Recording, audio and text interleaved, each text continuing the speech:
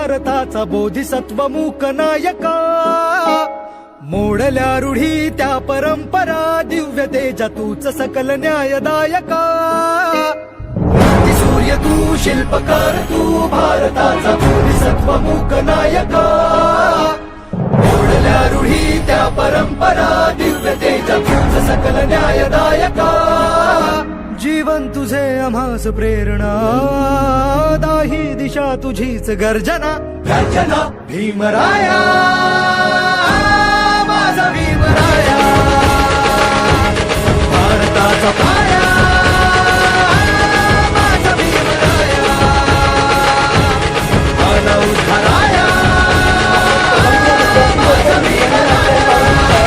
गायकवाड यांनी त्यांना शिष्यवृत्ती दिलेली होती आणि शिष्यवृत्ती देऊन त्यांना पाठवलं. त्यांचं त्या ठिकाणी कार्य झाल्यानंतर तेव्हा ते परतले, तेव्हा त्यांना आणण्यासाठी सयाजीराव गायकवाड यांनी एखादं पाठवलं, पण त्यांना घेऊन येणं हे त्यांना पसंत पडलं नाही त्या व्यक्तीला.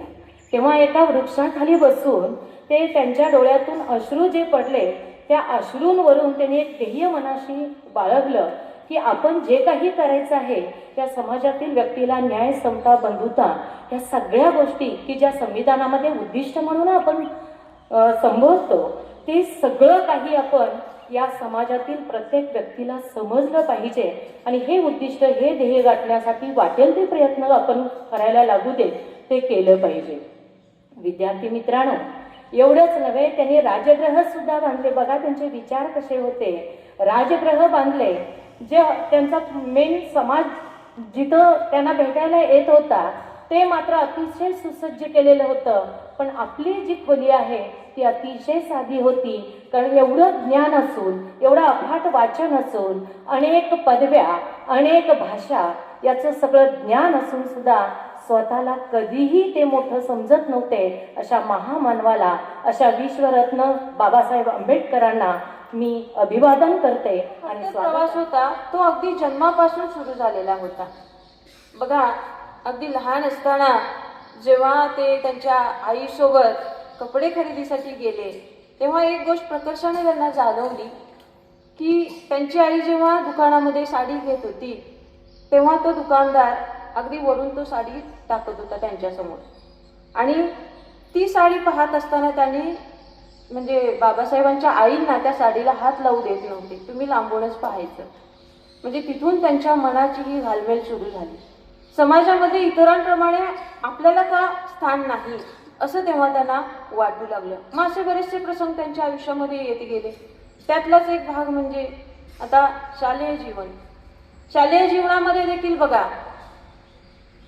जेव्हा ते वर्गात बसायचे तेव्हा इतर सर्व मुले बेंचवरती बसायची, पण त्यांना मात्र वर्गात जिथं चप्पल काढलं जात होतं तिथं खाली बसवलं जायचं. हुशार होते अभ्यासामध्ये. जेव्हा गुरुजी त्यांना एखादा प्रश्न विचारायचे तेव्हा ते पटकन खडू घेऊन त्याचं उत्तर फळ्यावरती लिहिण्यासाठी पुढे यायचे, मात्र बाकीची मुलं तिथून बाजूला व्हायची. का तर त्यांचा स्पर्श त्यांना व्हायला नको. पण म्हणून ते हरले का? नाही हरले. त्यांनी ह्या गोष्टीसाठी आपलं म्हणजे जे काही ध्येय होतं, जिद्द होती, जो संघर्ष होता, तो त्यांनी सोडला नाही. उलट या प्रत्येक गोष्टीतून ते घडत गेले. कधीच त्यांनी त्याची खंत मनामध्ये बाळगली नाही. डॉक्टर बाबासाहेब आंबेडकर हे अतिशय गरीब घराण्यातले होते. ते हलाखीच्या परिस्थितीत असताना बॅरिस्टर झाले. ते म्हणायचे की जर तुमच्याकडे 2 रुपये असतील तर 1 रुपयाची भाकरी घ्या व 1 रुपयाचे पुस्तक घ्या. भाकरी तुम्हाला जगण्यास मदत करेल व पुस्तक तुम्हाला जगायचे कसे हे शिकवेल. असे त्यांच्या या चारित्र्यावरून आपल्याला हे समजते की डॉक्टर बाबासाहेब आंबेडकर यांनी आपल्या ज्ञानाचा उपयोग फक्त स्वतःसाठीच न करता तर संपूर्ण समाजासाठी केला. विद्यार्थी मित्रांनो, आपली राजघटना तयार होण्यासाठी 2 वर्षे 11 महिने व 18 दिवस इतका कालावधी लागला. आपली राजघटना तयार करण्यासाठी आंबेडकरांनी अनेक देशाच्या राजघटनेचा अभ्यास केला व आपली राजघटना तयार केली.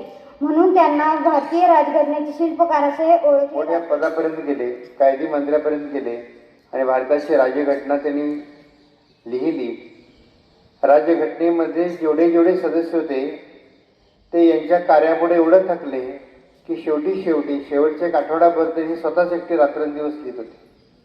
जो शब्द डॉक्टर राजेंद्र बाबूंना त्यांनी दिला होता की मी ही घटना तुम्हाला या दिवशी सादर करत आहे, बरोबर त्याच्या आधी 2-3 दिवस अतिशय ताप अंगामध्ये होता, 102-3 ताप होता, पोटाला काही जात नव्हतं, पण त्यांनी कार्य आपण जे निश्चित शब्द दिलेला आहे तो शब्द पळण्यासाठी त्यांनी घटना डॉक्टर राजेंद्र बाबूंना बहाल केली, अर्पण केली.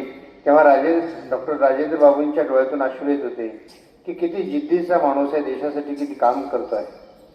हे सगळे गुण आपण डॉक्टर बाबासाहेब आंबेडकरांच्याकडून घेतले पाहिजे. कुठल्याही शास्त्राचा अभ्यास झाला नव्हता असं नव्हते. आपल्याला वाटतं ना आपण भविष्यात काय करायचं आहे, मी आर्ट्सला जाणार आहे, मी कॉमर्सला जाणार आहे, मी सायन्सला जाणार आहे, मी हे होणार आहे ते होणार आहे. सगळी क्षेत्र करता आली पाहिजेत, त्या दृष्टीने आपण प्रयत्न केला पाहिजे आणि हे करत करत जनकल्याणाची भावना आपल्या मनामध्ये पाहिजे. डॉक्टर बाबासाहेब आंबेडकर सातत्यानं वाचनामध्ये, चिंतनामध्ये आणि लेखनामध्ये व्यस्त असत. निवांत गप्पा मारत बसणं, करमणूक करणं, काहीतरी बघत बसणं, ऐकत बसणं असले छंद अजिबात त्यांना नव्हते. वाचन, लेखन आणि उद्बोधन या गोष्टी त्यांच्यामध्ये होते.